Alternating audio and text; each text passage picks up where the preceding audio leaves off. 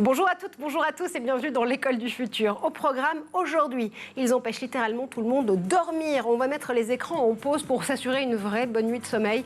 Et ce sera une démonstration qui sera à suivre avec le Clémy, bien évidemment. Gaël Musquet a une idée derrière la tech, comme de par hasard. Et c'est un lanceur européen qui va essayer de redorer son blason avec toi aujourd'hui. Il s'appelle Vega. Oui, après le poids lourd Ariane 5, on va parler du poids léger, comme à la boxe, Vega. Mais dis donc.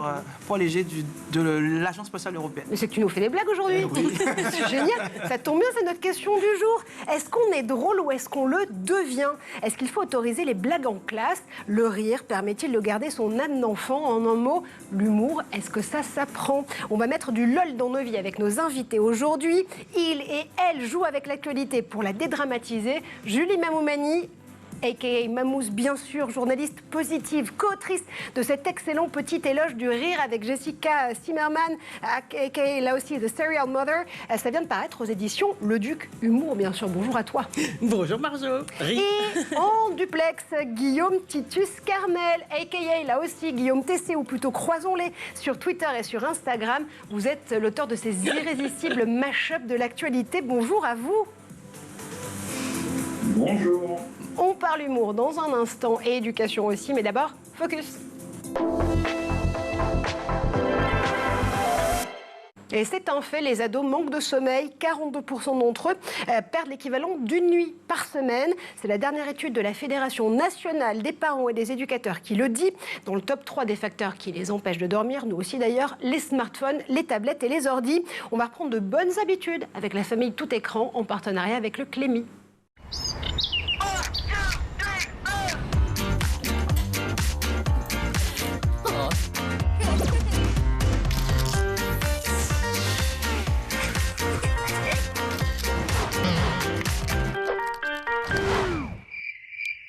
Après un long voyage, la licorne rentra au château et fut acclamée par tout son peuple. Et elle resta à jamais une légende dans tout le royaume. Bonne nuit, ma chérie.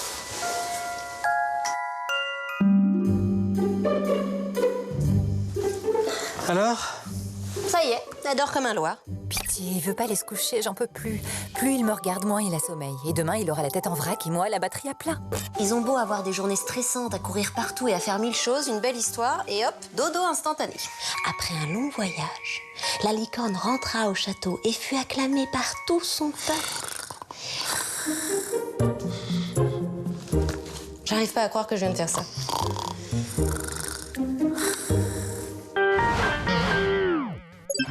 Je sais que vous pouvez lire des livres sur vos écrans. Mais je l'avoue, un livre en papier, ça fait moins mal aux yeux que moi. Et surtout avant d'aller se coucher. Et vous verrez que vous dormirez bien mieux. Chérie, tu veux bien me raconter ta journée au boulot? Bien sûr. Alors, ça a commencé avec une réunion stratégie et action synchronisée à adapter au BTP et solutions de post-crossing. Et ensuite, Michaud, le directeur du personnel que j'avais jamais vu jusqu'à... Et voilà pour les bons conseils de notre famille préférée. Mais tout de suite, on va mettre l'humour à l'honneur. C'est le talk, première partie. Et pour mettre du LOL dans nos vies aujourd'hui, vous le savez, on est entouré de Julie Mamoumani, Mamouze, journaliste positive, co-autrice du Petit Éloge du Rire avec Jessica Zimmerman. Elle, son prénom sur les réseaux, c'est The Serial Mother, bien sûr. Irrésistible illustration de Tiffany Cooper pour illustrer cet ouvrage. Ça vient de paraître chez Le Duc Humour. Guillaume Titus Carmel, dis donc, je suis étonnée de voir votre vrai visage et pas avoir un croisement entre votre visage et celui de Gaël Musquet, par exemple. Vous êtes évidemment le fameux Guillaume TC qui, moi, me fait tant rire sur Twitter et Instagram depuis très longtemps. Vous êtes l'auteur de ces portraits littéralement du troisième type et vous aimez remixer l'actualité. On aime le faire avec vous. Ça tombe bien parce que ce qui vous réunit justement, Mamouze, alors Julie, on va pas se mentir, je vais être obligée de te tutoyer parce qu'on se connaît trop bien dans la vie. Guillaume, je me permets de faire un vouvoiement très télévisuel, mais ce qui vous réunit tous les deux au pluriel, c'est le fait d'être des militants de l'humour finalement, des enquêteurs aussi du rire. Vous êtes journaliste et communicant, vous avez décidé de rire de l'actualité plutôt que de la subir, Julie. Ah oui, alors moi c'est vraiment une philosophie de vie et évidemment j'adore Guillaume que je relais souvent parce que je raconte, moi c'est comme une chaîne télé que j'aurais, Mamouze et Mamouze Boost TV. Et donc, je relais tout ce qui me fait rire. Et c'est vraiment ça. Moi, c'était vraiment une volonté de faire un média positif, bien avant ce super média positif qui existe aujourd'hui. Ouais. Je ne comprenais pas pourquoi on était obligé de faire l'info version négative. Je crois que les journalistes, on a déjà un prisme de 10% de négativité en plus que les autres.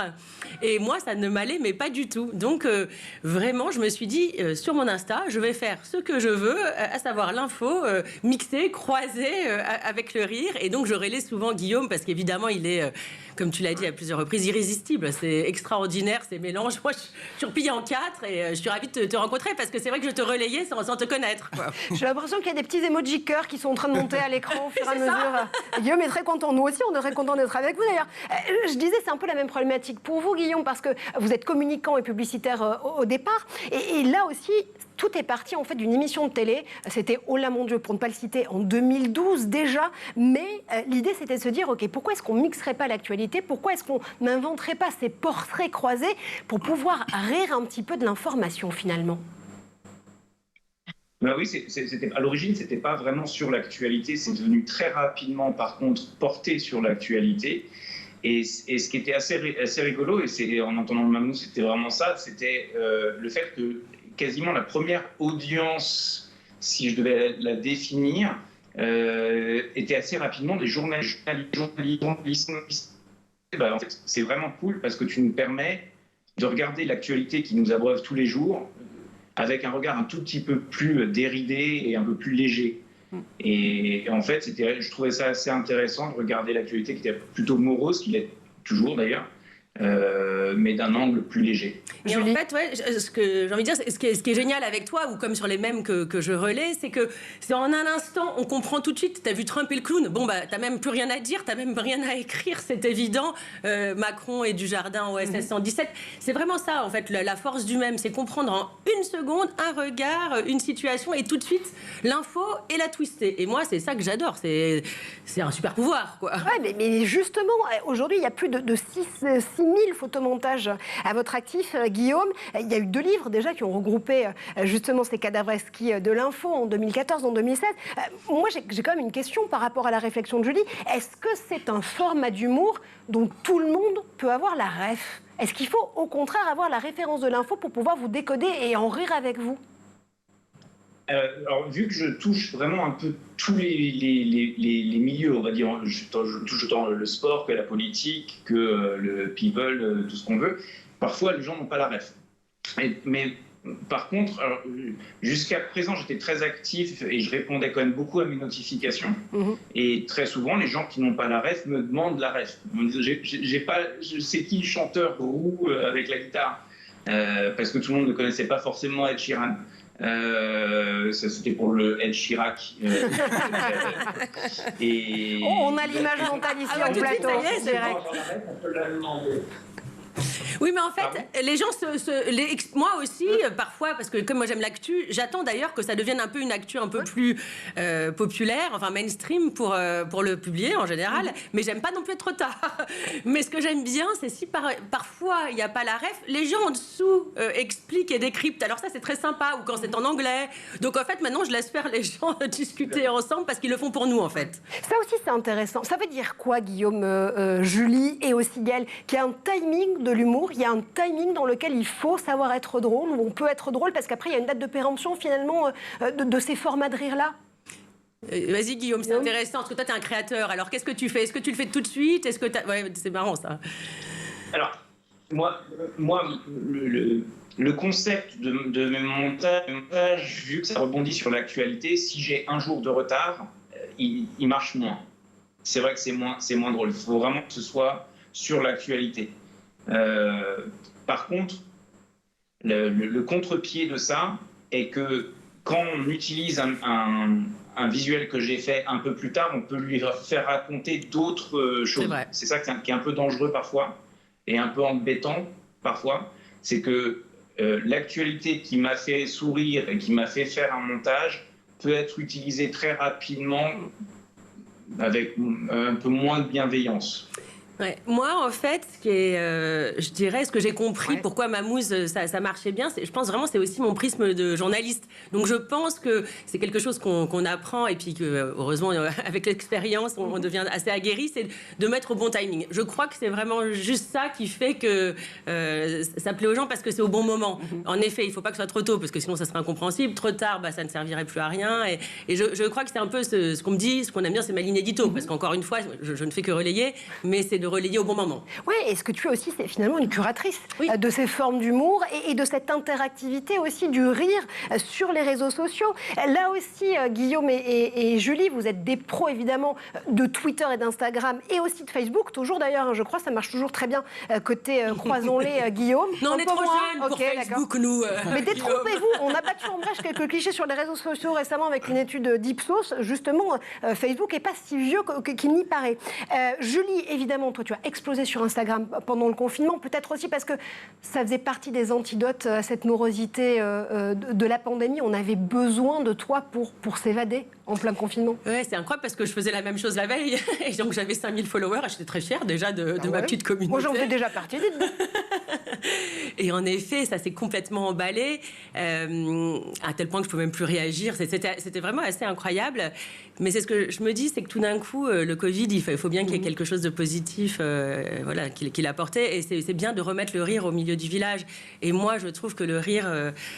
on en a besoin partout, tout le temps, à tous les âges. C'est ce qu'on explique dans notre dernier livre avec Jessica.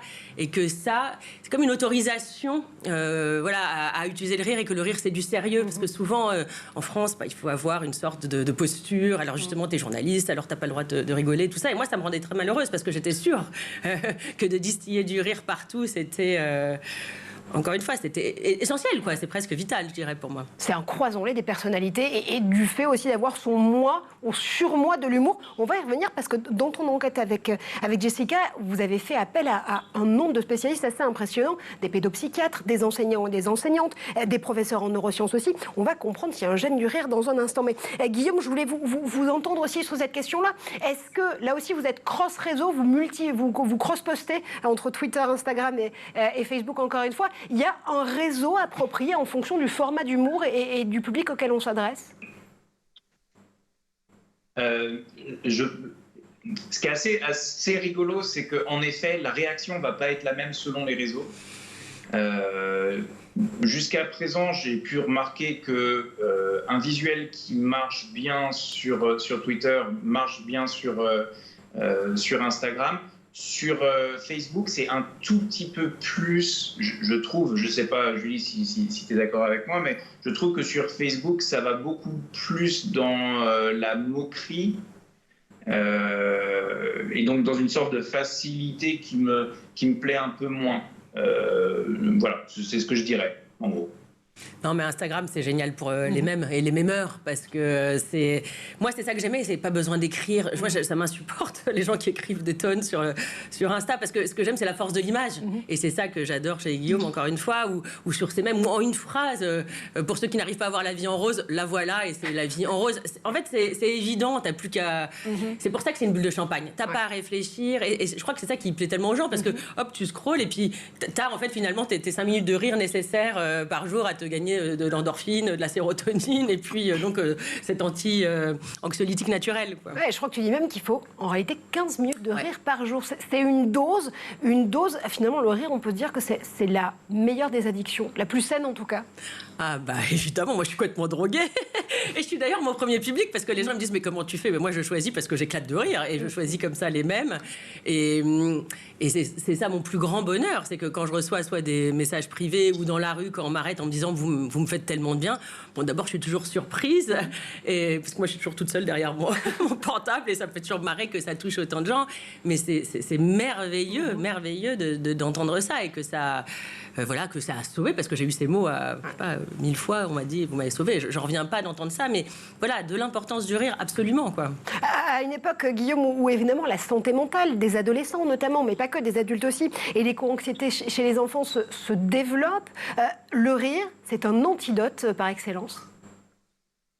Moi, je pense que ça, en effet, je suis totalement d'accord avec ce que Julie vient de dire, et clairement, même chose. J'ai reçu des messages très nombreux aussi, qui remercie, quelque part, ça a l'air con de dire ça comme ça, mais en effet, je pense que ça aide les gens. Et je pense qu'à l'heure des réseaux sociaux, il est très facile de s'enfermer dans une bulle qui est un peu la bulle qu'on s'est construite, mais qui peut oublier de nous faire sourire et qui peut nous enfermer dans une bulle un peu négative. Et donc ça fait du bien, parce qu'il n'y a pas que les mêmes. Nous, c'est les mêmes. Il y a l'écriture. Il y a quand même énormément de très très bons rédacteurs qui écrivent des blagues tellement justes. Ah oui. C'est parfait. Il y a ça, et c'est vrai aussi, il y a cette possibilité et cette opportunité pour les gens de rire et d'être eux-mêmes créateurs. Tu vois, par exemple, les dernières blagues que j'ai adorées, c'est vous mettez votre prénom à l'envers et ça fait un produit chez Ikea. Et là, mais c'était fabuleux parce que non seulement les gens mettaient, t'imagines Marjorie à l'envers ou Gaëlle à l'envers. Race le bluff, en gros, un truc comme ça. Et après, fauteuil ou qui va jamais arriver à être monté ou tu vois, je sais pas, bougeoir qui se casse la gueule. Et en dessous, du coup, mais je sais pas, j'ai eu 5000 gens qui réagissaient. Et je me dis qu'en fait, tu leur donnes la possibilité, l'opportunité. Et je vois, ils réagissent. Et finalement, même les commentaires sont presque plus drôles après que la blague. Et ça, je trouve ça génial. Ou les fameux de la chanson où tu vas de Paimpol à Rennes et ça fait Purple Rain, et du coup t'as des gens qui me disaient mais je n'arrive plus à bosser, tu disais j'arrive plus à dormir, mais moi il y a des gens qui m'ont dit merci Mamouze, je ne peux plus dormir, je ne pense qu'à ça, et j'en ai reçu à hurler de rire, mais vraiment voilà, donc c'est ça qui est génial aussi, et moi c'est le seul truc que je trouve génial et sur quoi je militerai, c'est de dire mais tu peux entraîner ton cerveau, parce que, et puis ça c'est ce que j'ai appris en enquêtant sur les 2 livres, c'est que tu peux vraiment changer ton regard sur le monde si tu mets ces petites lunettes roses. Il essaie de voir ce qu'il y a de fantaisiste un peu partout, et il y en a partout, quoi. Ouais, c'est aussi un muscle neuroscientifique. Pareil, on va y revenir dans un instant, mais d'abord, Laël Musquet, tu avais quelque chose à dire. Oui, c'est que en fait, on est obligé avec les petites bestioles que j'ai, moi, à la maison, mes ados, on est obligé de manipuler ça. Je suis le plus gros dealer de ma femme, d'ailleurs, d'humour. Complètement droguée depuis 20 ans, la pauvre. Parce que c'est, comme tu le disais, c'est des adolescents qu'on peut avoir qui n'ont pas forcément cette chance de pouvoir avoir leur dose de rire toute la journée, des actualités qui ne sont pas toujours très sympas. Et c'est vrai que sur les sujets sur lesquels j'interviens en plus, les catastrophes naturelles, c'est très important. Moi, je m'inspire beaucoup des stand-uppers pour pouvoir parler de ces sujets-là. Ça va dans la gestuelle, dans le rythme aussi de la parole, dans la manière de poser sa voix, qui peut complètement changer le sens de ce qu'on va annoncer ou ce qu'on va dire, et puis le dire avec humour, c'est aussi une manière de dédramatiser, donner un peu d'espoir aux gens. Alors évidemment, il y a cette maxime extrêmement célèbre, l'humour et le rire, c'est justement la politesse de ceux et celles, ou l'élégance exactement de ceux et celles qui ont besoin aussi parfois de sortir de ces vies ou de conditions un peu plus dramatiques ou de ce qu'ils vivent. Le rire résilient, c'est une réalité.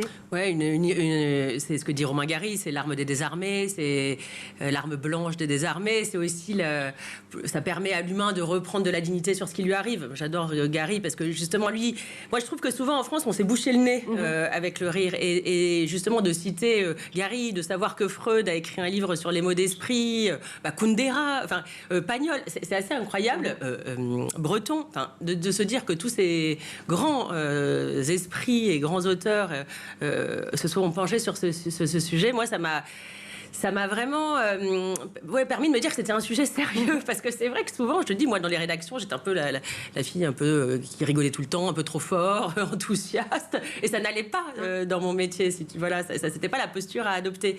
Et de me dire qu'aujourd'hui, maintenant, même dans la communication, quand je vois Buzzman, comme ils cartonnent avec toutes leurs pubs, et que c'est que une grande agence de publicité. Et là, je vois, ils ont fait des blagues, ou même t'as Gims qui relaie. Enfin bon, c'est génial parce qu'en fait, finalement, c'est le meilleur liant social. Donc, en fait, ça a tous les attributs. Donc oui, bien sûr, rire comme résistance, c'est une évidence. En fait, il paraît que c'est vraiment comme un instinct de survie, comme une réaction vraiment vitale. Donc c'est pour ça qu'on peut rire aussi lors d'un enterrement ou dans une situation dramatique, parce que c'est vraiment de la résistance, exactement. J'imagine qu'on a eu droit à un Gims pharaon chez Guillaume Tesset dans Les Croisons-les il n'y a pas si longtemps que ça, pour ceux qui ont la ref définitivement. Le rire, c'est du sérieux. On continue à en parler dans un instant dans la deuxième partie de cette émission, mais d'abord, on fait un tour du côté de la planète tech. Et c'est le zap de l'irrésistiblement drôle Édouard Denuau.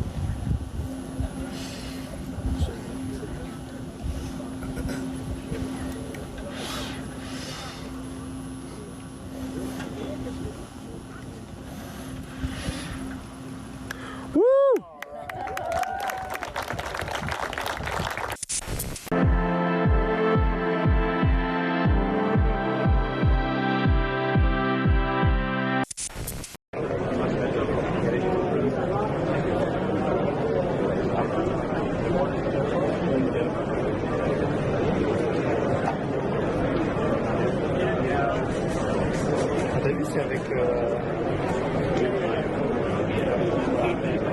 les carters, là.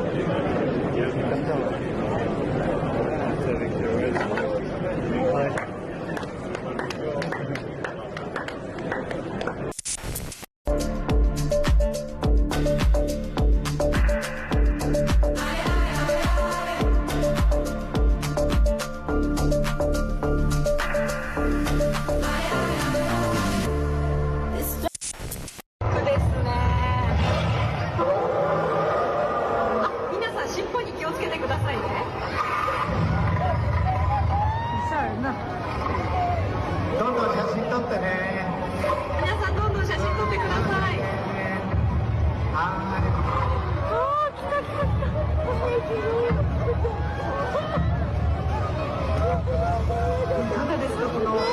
Et vous êtes de retour sur le plateau de l'École du Futur, toujours en compagnie de Julie Mamoumani, Mamouze, pour ce livre formidable, Petit éloge du rire, de la naissance à la mort.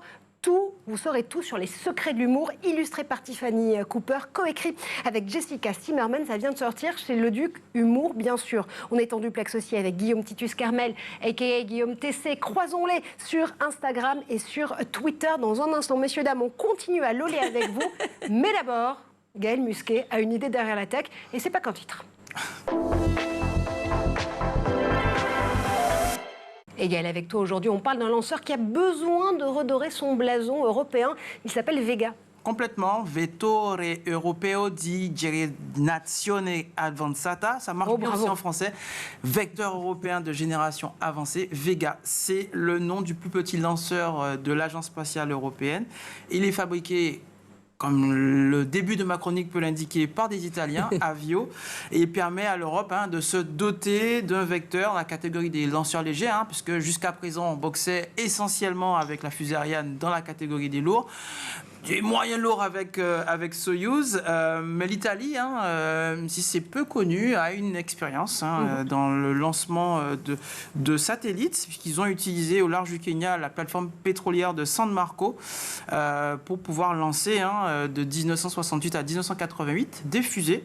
Ils ont lancé quand même une vingtaine de fusées avec 9 satellites qui ont été lancés. Et donc le 12 février 2012, à Kourou cette fois-ci, pas au large du Kenya, l'Europe a pu lancer son premier VV01 pour Vol Vega 01, avec lequel on a lancé 9 satellites de type CubeSat. Je cherchais à contre-poitrine, mais on n'a pas visiblement.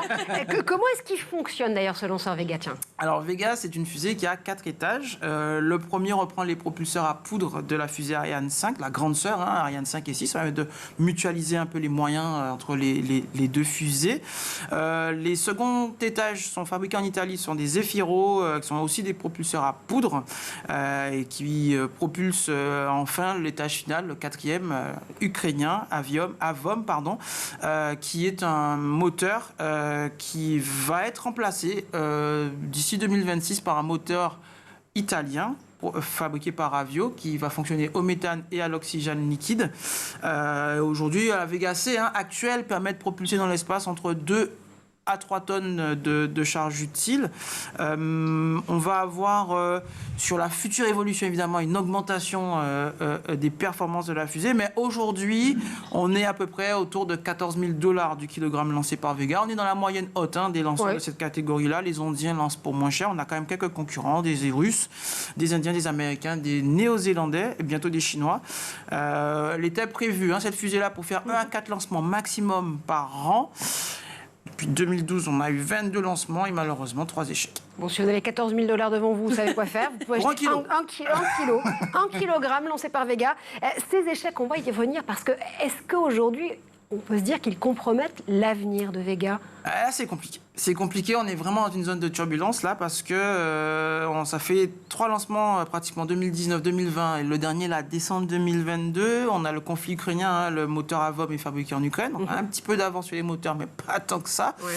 Que toute l'usine était plus ou moins passée sous commandement russe. Donc voilà, on lance plus de Soyouz. Donc voilà, on est avec le conflit ukrainien, il n'y a plus de lancement de Soyouz.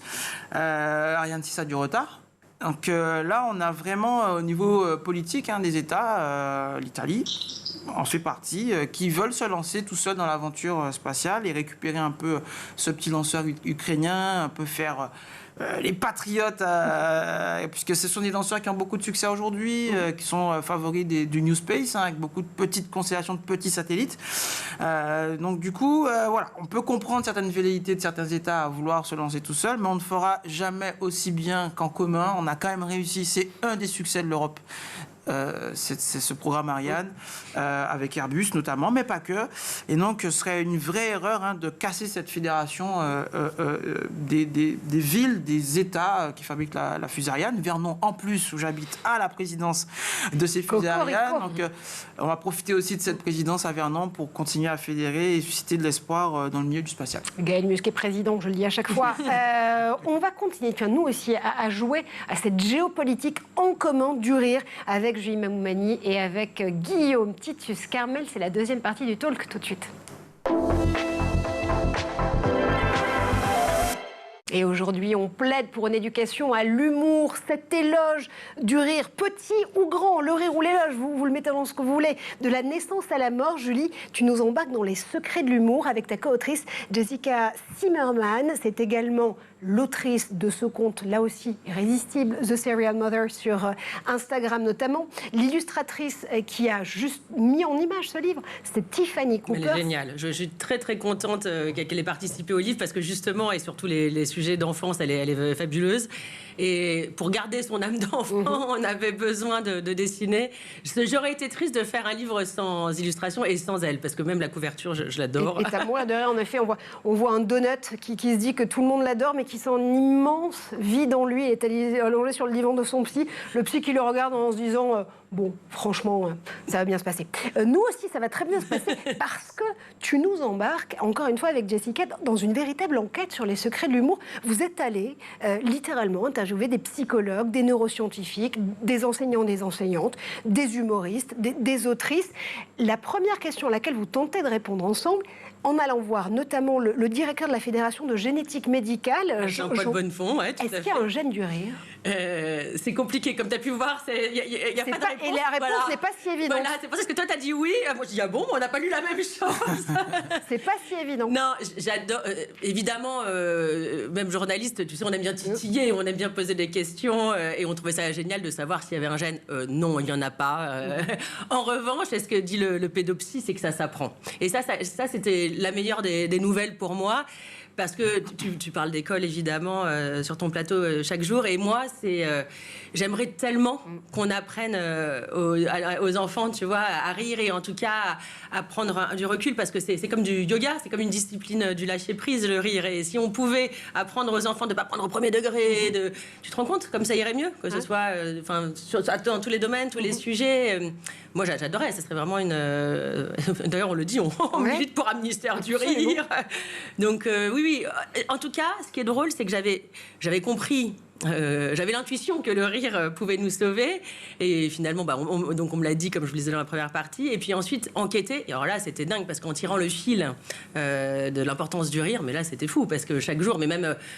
le professeur Toledano de l'Institut Raphaël sur la médecine intégrative, qui a un principe extraordinaire, c'est de prendre le patient dans sa globalité et non pas le soigner juste pour son cancer. Puisque l'Institut Raphaël est en effet non seulement un des instituts phares en matière d'oncologie, de cancérologie, mais a une véritable vision holistique du traitement du patient et de la patiente. Et donc, j'ai trouvé extraordinaire et je suis allée les voir et je lui ai dit alors, docteur Toledano, le rire, mais alors si tu veux, il m'a balayé la réponse, mais il dit, mais évidemment, mais tu crois que j'annonce comment la maladie, blablabla. Il dit, mais moi, il m'a dit, je veux, d'ailleurs, chaque semaine, il y a soit des stand-uppers, soit des professeurs de yoga du rire, enfin, et quand il m'a dit ça, je me dis, mais voilà, en fait, c'est juste qu'on ne l'a pas assez dit. De même qu'il n'y avait pas assez d'enquêtes, parce que comme c'est positif, on s'est dit, c'est pas la peine de bosser dessus. Alors, c'est ça, moi, je me régale. À chaque fois que j'apprends quelque chose, je me régale. Et on se régale avec toi, et enfin, avec vous deux d'ailleurs, parce que c'est plus qu'un éloge du rire, c'est un véritable plaidoyer, tu le dis. Exactement. Encore une fois, pour cette éducation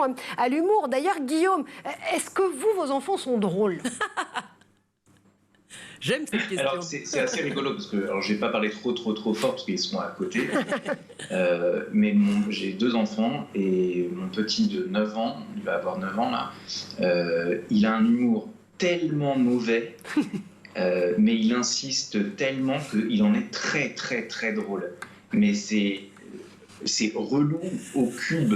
Et ce qui fait que c'est assez spécifique. Et je pense que c'est un futur génie. Alors ça, c'est génial parce que dans ton livre, Julie, il y a Mathias Gorog notamment qui est pédopsie et qui lui explique qu'il y a plusieurs typologies de rire chez l'enfant, mais parce que ça va faire aussi partie d'une véritable construction de leur éducation et de la façon dont ils vont appréhender la société. Il y a d'abord l'âge où on va être drôle sans le savoir. Bon, visiblement, c'est pas encore l'âge de votre fils de 9 ans, Guillaume, parce que lui essaie d'être drôle et veut s'assurer qu'il le soit, donc il répète à l'envi ses blagues en insistant, donc c'est du comique de répétition. Il y a aussi les enfants qui, à partir d'un moment, vont utiliser le monde qui les entoure pour en faire des sujets de blagues, de rire, de sourire avec leurs amis ou leurs parents. Ça veut dire qu'ils commencent à décoder aussi cette carte sociale et sociétale et des interactions avec les autres. Oui, j'adore. Et après, Gorog, il finit par dire, et puis il y a l'humour adolescent de Beavis et Butthead, si on a la référence qui se moque, un peu gras comme ça. Tout... On est à peu près à cet âge-là, du coup, moi, je voulais pas intervenir depuis tout à l'heure. Si, moi je te permets de le faire, mais... c'est compliqué quand on est parent d'enfants drôles parce qu'on se fait convoquer régulièrement parce que la classe n'est plus tenue. Et ça m'a valu, il était là hier, ça m'a valu quelques petites convocations. Mais en fait, c'est ce que veut dire Mathias Gorog, c'est-à-dire que si on arrive à avoir une lecture du monde par le prisme de l'humour, c'est gagné, quoi, en partie, je dirais, évidemment. Ça veut dire qu'on a digéré une information, qu'on est capable de la retranscrire avec un point de vue. Bon, là encore, c'est ce qu'il veut dire. Et ça veut dire que c'est signe que l'enfant va bien. Mais c'est pour ça que je trouvais ça génial d'avoir un pédopsie. En fait, j'adorais vraiment l'idée concrètement de comprendre voilà, en quoi, comment ça marchait. Enfin, un sujet d'actualité et d'enquête, tout simplement. Tu vas voir, Gaëlle, c'est sûr, tu ne te feras plus jamais convoquer une fois que tu auras lu dans le livre de Julie et Jessica les propos de Laura Keller-Haddad. Elle est professeure des écoles et elle va t'expliquer à un moment, Julie, que utiliser l'humour en classe, c'est une nécessité. C'est même pas que c'est possible, c'est qu'il faut avoir recours à l'humour si on veut pouvoir tenir justement cette classe et cette vie sociale, cette micro-société avec des enfants, quel que soit leur âge. Bah oui, en fait, ça paraît tellement évident, mais c'est que parfois on s'autorisait pas. Et c'est pour ça que j'aime bien cette période, parce que j'ai l'impression qu'on voilà, on peut tenter. Et justement, on a vu les écoles Montessori, et même l'éducation positive, même si elle est malmenée, mais en tout cas, on se questionne. Et c'est vrai que, tu l'as dit toi-même quand tu enseignais, mais même moi, je suis enseignante, et on voit bien que si tu arrives à mettre une petite note d'humour, moi, parfois, c'est vrai que l'humour, c'est aussi, tu sais, la surprise, c'est le décalage. Donc moi, avec mes élèves, si tout d'un coup, je dirais un truc un peu marrant, tu les réveilles, en fait. Et c'est ça ce qu'elle veut dire, c'est comment tu mets de la surprise dans l'éducation, comment tu... En fait, c'est pour attraper les gens, mais c'est comme les super métaphores. Enfin, tu vois, les meilleurs profs, c'est ceux qui t'embarquaient avec eux. Et c'est vrai que l'humour, là aussi, c'est vraiment une manière d'embarquer les enfants, de les laisser attentifs. En fait, et puis je veux dire, c'est presque de l'amour. L'humour, c'est donner de l'humour, c'est donner de l'amour. Donc, t'es embarqué avec ton prof. C'est les meilleurs, les profs qui te faisaient marrer, non ? Il y a des stand-uppers qui se cachent derrière certains profs en classe, je te le confirme. Ça veut dire quoi exactement, Guillaume, que, encore une fois, l'humour, ça va être l'arme qui va permettre aussi de maintenir l'attention? De maintenir l'attention? Oui. Oui, je pense, oui. J'étais juste en train de rebondir et de réfléchir à tout ce que vous étiez en train de dire juste avant, et je pense que l'autodérision pourrait être enseignée plus que l'humour lui-même. Mais en effet, pour les enfants, les ados et tout ça, l'autodérision et le recul dont Julie parlait est hyper important. Ouais, tout commence par l'autodérision. Parce qu'au premier degré, ça peut être... Enfin, voilà, tout au premier degré, ça peut être vraiment très très violent au final.